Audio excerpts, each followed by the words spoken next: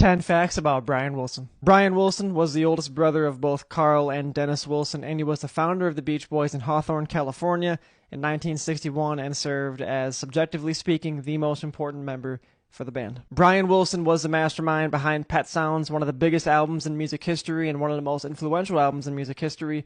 Paul McCartney even at one point from the Beatles saying it's his favorite album of all time. Brian was one of the innovators of studio innovation, essentially using the studio as an instrument, mixing complex harmonies, different effects, different instruments together to produce the art that he was able to produce. Most of Brian's life, he unfortunately struggled with some mental health problems, whether it be panic attacks, anxiety, depression, and it got so bad during the 60s that he quit touring with the Beach Boys after 1965.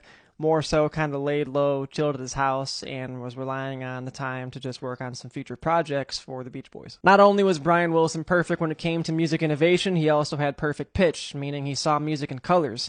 He was able to craft a rich and textured sound that helped his ability to produce said music throughout his life. Due to personal reasons, Brian's ambitious album Smile that he was working on in 1967 was pretty much abandoned, all the way until 2004 when Brian Wilson would finally release it under the name of Brian Wilson Presents Smile.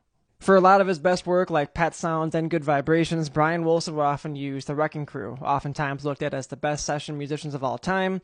In this picture above, you can see Brian Wilson with the legendary Hal Blaine. Despite crafting some of the best melodies of all time, Brian Wilson was actually deaf in his right ear. He had something go wrong when he was a kid. No one quite knows what happened, whether it was a medical condition or his dad hit him with something or blunt force trauma to his head and lost his hearing. No one quite knows what it was.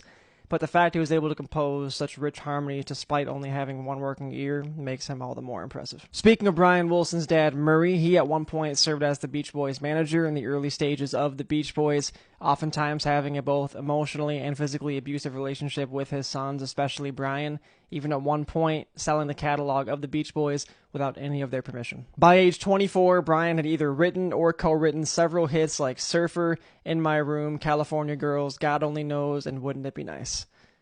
Genius.